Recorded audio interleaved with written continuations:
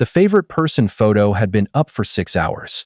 My girlfriend sitting on his lap at a party, smiling like I wasn't standing in the kitchen alone.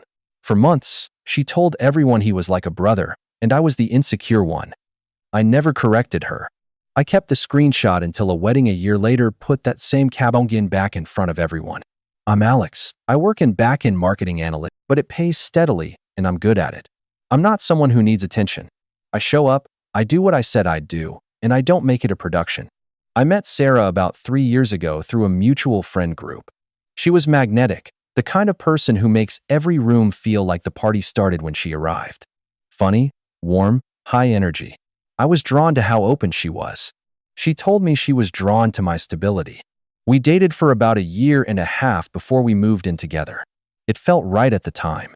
She was between jobs when we signed the lease. She just left one social media coordinator role and was moving into another, so I covered the rent while she got settled. I didn't make it a conversation. She said she'd sort things out when she landed. She did, a few months later. I want to be clear about something. I was never the type to go through someone's phone. I didn't need to know where she was every hour. I didn't track her, didn't show up places unannounced, didn't ask her to check in. She had her own social world, and I thought that was healthy. 3 years, and I'd never given her a reason to question that about me. Then Jake's name started appearing. About 1 year into the relationship, maybe a little over. She described him as a work contact from her social media world the one time I asked. But his name kept showing up. Texts coming in late at night. I'd hear her laughing at her phone in another room, and she'd come back without mentioning who it was. Once I asked directly. She said, "You wouldn't know him." She came back to the couch and kept watching TV. She didn't bring it up again. Neither did I. I raised it directly about 2 months before the party. Kept it calm. Said I'd noticed his name a lot and just wanted to make sure I wasn't missing something. She looked at me and said, "You're being insecure, Alex." I let it go. I didn't want to be that guy. The party was a housewarming for a mutual friend. Sarah texted me that afternoon she was going over early with some coworkers to help set up.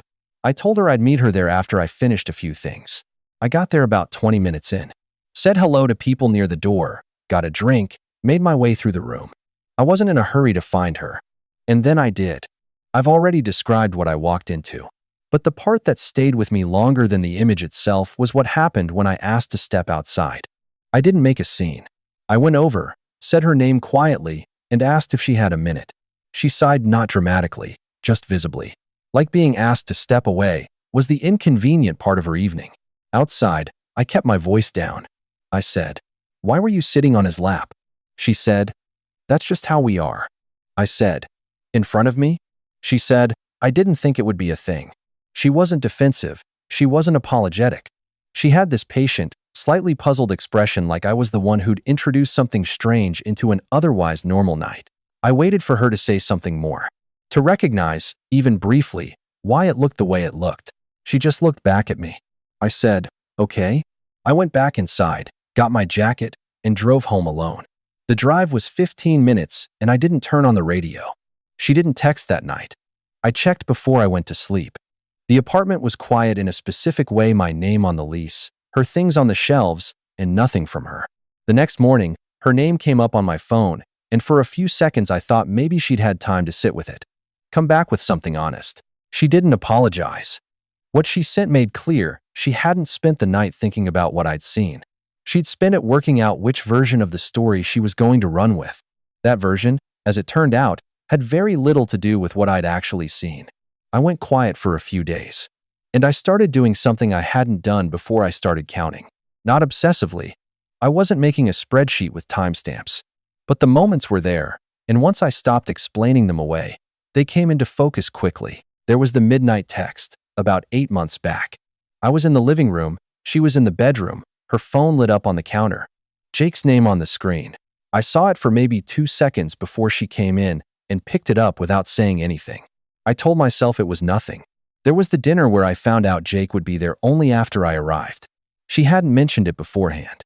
When I brought it up quietly on the drive home, she said, "I didn't think it mattered. He's like a brother to me." That was the first time I'd heard her use that phrase. I nodded and let it go. There was the birthday party 3 months before the housewarming for someone I barely knew, where Sarah left with Jake's group toward the end of the night without texting me first. I found out the next day when someone mentioned it.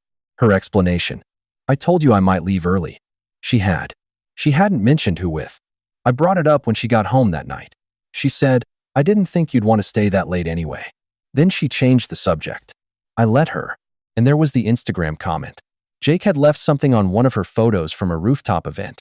I saw it for a second, tried to read it, went back an hour later, and it was gone. She said it was just a weird joke. I never found out what it said. 4 times. 4 moments I'd filed under probably nothing because each time she handed me the word insecure, and I took it. She'd say he's like a brother, and I'd believe her, or tell myself I did, because the alternative meant I'd been wrong to trust her for over a year, and I wasn't ready to go there yet. Then the text arrived the morning after the party. I feel like I'm walking on eggshells with you. I can't have male friends without you making it weird. This is exhausting. I read it twice. Didn't respond for 3 hours. There was a follow-up too. Just a period. A single dot. I still don't know exactly what she meant by it. I just know she hadn't apologized for anything. She'd already started building her case. 2 days after the party, Sarah met up with some people from our friend group for brunch. Marcus was there. A couple of others. I wasn't there and hadn't been asked. A few days later, Marcus called. He told me what her version had been. Her version: Alex came to the party, got upset for reasons she couldn't quite explain, and left. She was worried about him. She'd been dealing with his trust issues for a while and had tried to be supportive, but there were limits to what one person could manage indefinitely. When Marcus asked what specifically I'd been upset about, she said, he just doesn't trust me with male friends. I've tried to help him with it, but I can't keep babysitting his insecurities forever. She said it with concern, Marcus told me. Not anger. Patient concern, like a good girlfriend who'd been carrying something heavy for too long. It landed. A couple of people at the table didn't question it. Why would they? She was there. I wasn't. That same afternoon, before Marcus called, I'd gotten a text from someone else in the group. Hey, just checking in. Sarah seemed worried about you. Not one word about what she might have done. Just concern for me, routed entirely through her framing. Then I tried one more time. I texted Sarah. I think we need to have a real conversation. She replied in under 3 minutes. I don't want to keep going in circles with you, Alex. If you can't trust me, maybe we need a break. She offered the break before I'd said a single thing about what I saw. Before I named anything. Before I asked one question. She preempted the whole conversation, framing the break as the mature move, as her drawing a boundary, as measured and reasonable, while I was supposedly the one who couldn't hold it together. I put my phone down and sat there for a while. She'd spent 2 days building a version of this story where I was the problem. Then she'd offered me a break before I could open my mouth. She had the narrative locked. The story was already running, and I was alone with what I actually knew. That told me more than anything she'd said at the party. I wasn't looking for anything. That night, after putting my phone down, after the break text, I opened Instagram the way you do when you're restless and not thinking about anything specific. Just scrolling. Not searching for her, not searching for him. This post came up through a mutual tag. Sarah. Posted at 11:47 p.m. the night of the party. Same night. Same party. Same evening, she'd looked at me and told me I was being insecure, that he was like a brother to her. Jake was tagged. The caption read, "Best night with my favorite person." I read it twice. I took a screenshot. Didn't send it to anyone. Didn't forward it. Didn't post it. Didn't bring it up with her. I saved it, put my phone on the counter, and stood in the kitchen for a minute. Favorite person. Not my work friend. Not practically family. Favorite person. Posted publicly, for everyone who followed her, 45 minutes after I'd driven home alone. I've thought about what it means that she posted it at all. She wasn't hiding it. She didn't think there was anything to hide, or she didn't care whether I saw it. I'm not sure which one is worse. The post had been seen by 214 people, several of them from our mutual group. She hadn't thought twice about posting it. The fact that she didn't consider it a problem said something about how she'd been reading me. She expected me to keep swallowing things. She assumed that was still the deal. Then Marcus called. He told me what had been said at the Yao Yao Shuda. I thanked him. Then he said, "Why Naya was at that party, Alex." I was standing maybe 15 feet from where she was sitting. He paused. I watched her when she noticed you walking toward her. Another pause. She didn't move. Not even a little. I said, "I know." He said, "I just thought you should hear that from someone who was actually there." We stayed on the phone a few minutes longer. He said he was around if I needed anything. I told him I was okay. For the first time all week, I actually meant it.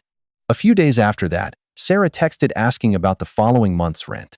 Casual, buried in a longer message, like we were in some kind of open-ended holding pattern, and shared finances were still a reasonable topic between us. I looked at my bank history. 12 months of transfers. Every one of them on time, a few of them larger than necessary because she'd been short that month. I didn't bring that up. I didn't forward her the records. I sent one line. Let's hold off on finances until we've talked. Then I stopped responding. Not dramatically. No long explanation. I didn't send the screenshot to anyone.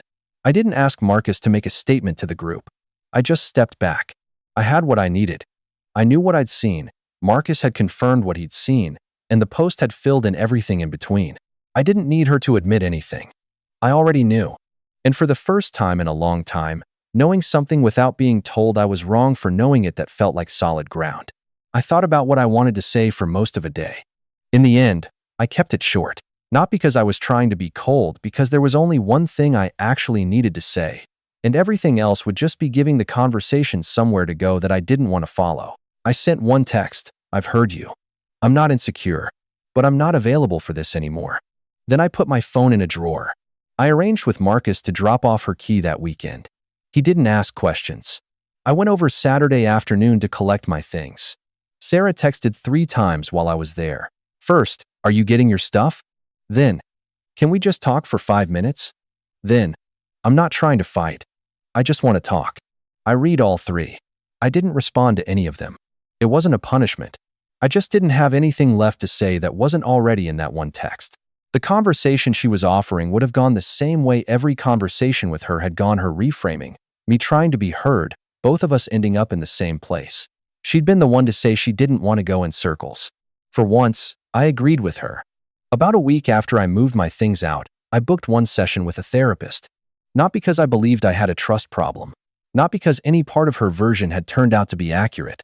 I went because 3 years of being called insecure every time my instincts were correct had done something quiet to the way I trusted my own read of a situation.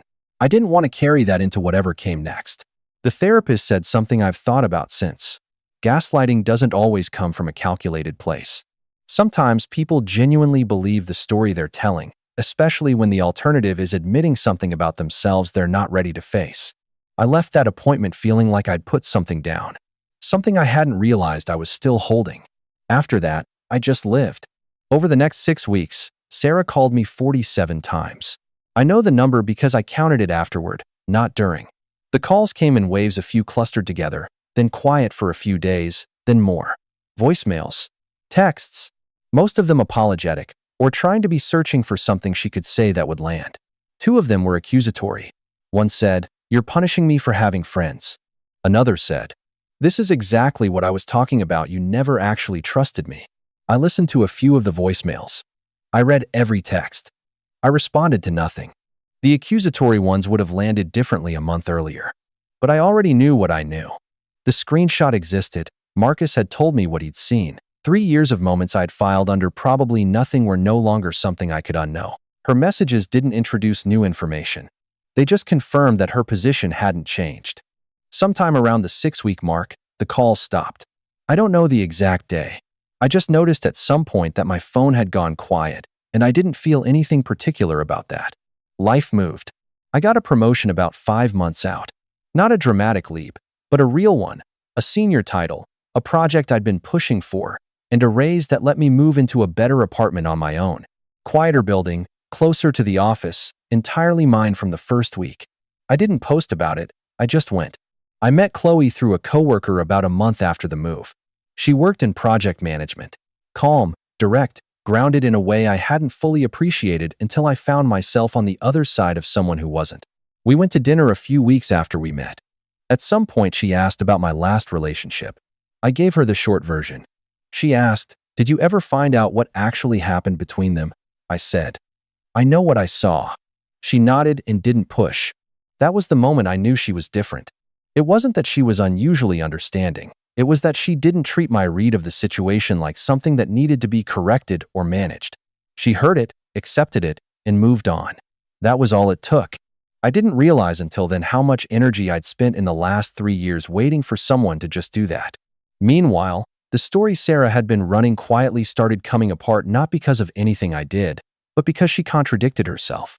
4 months after the breakup, she was with Priya, a mutual friend who had been at the brunch, who had fully believed the controlling boyfriend version of events. They were catching up, and Sarah mentioned that she'd tried everything to reach me, but I had just ghosted her. Priya asked, matter-of-factly, "How many times did you call?" Sarah said, "A lot." Priya said, "But you told us you were fine, that it was his thing to work through, not yours. You said you were okay." There was a pause. Priya didn't escalate it right then. But a few nights later, at a small group dinner with some of the same people from the original brunch, she brought it up almost offhand. She told me she called him a lot. Like, a lot. The table went quiet for a second. Nothing dramatic. But something shifted. The version Sarah had been running, she was fine. I was the problem. She was the composed one who tried everything, now had a piece of information in it that didn't fit. You don't call someone 47 times if you were okay. You don't call someone 47 times if you were the stable party, the one with the healthy perspective, the one who ultimately needed to step back for your own well-being. The math didn't work, and everyone at that table quietly did the math. Marcus was there. He said nothing. He just stopped nodding when her name came up. His expression did the rest. Around the same time, Jake started dating someone publicly, not Sarah, someone from his own circle. He tagged her in things, posted photos. Whatever like a brother was supposed to mean, it apparently didn't apply to his actual calendar. Sarah's social media slowed down. She started reposting wellness, content, things about healing in your own time, knowing your worth, choosing yourself. I heard about it secondhand from Marcus once. I didn't ask for details. I didn't see any of it. We'd been mutually unfollowed since September. By that point, I'd stopped thinking about what her page looked like or what story she was telling about herself. That version of things where I was the problem, where she was the reasonable one navigating someone else's damage, it didn't have anywhere left to stand. Not with the people who'd actually been there. About a year after the party, someone from our friend group got married. I'd been on the list before any of this happened. My name was already there. Sarah's probably was too. I didn't give it much thought when the invitation came. I thought about whether Qley would want to come. She did. And I thought about whether I needed a new suit. We arrived on time. Marcus was near the entrance when we walked in. He took my hand, held it for a second, and said, "You look good, man." He said hello to Qley. We found our seats. I didn't realize Sarah was there until cocktail hour, when I spotted her across the venue standing with a small group I half recognized, glass in hand, alone, as far as I could tell. She stayed on the other side of the room through cocktails. I introduced Qley to a few people, had a drink, let the evening settle in. During the reception, I felt someone come up on my left. I turned, and it was Sarah. Composed. Careful. That expression she had when she was managing a situation without letting on that she was managing it. "You look great," she said. "Thanks," I said. A pause. "I think I handled things badly." I nodded. "Yeah." Another pause. "Jake and I were never, you should know that." She started the sentence like it was going somewhere clarifying, then seemed to lose track of where. "I know what I saw," I said. She looked at me for a moment. Then, quieter. "I just miss how things were." I looked back at her. No heat. No performance. Nothing building behind it. "Sarah. Keep it in the family." I turned toward Qley.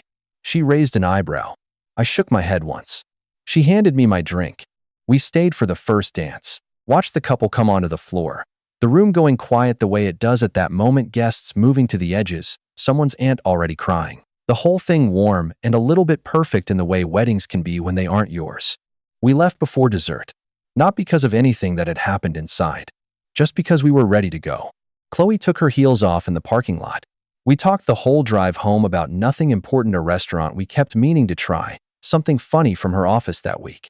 Easy conversation, the kind that doesn't cost anything. I didn't think about Sarah on the drive home. Not even when we passed the street where the housewarming had been, a year earlier. Not once. That, more than anything else, was what being done actually felt like.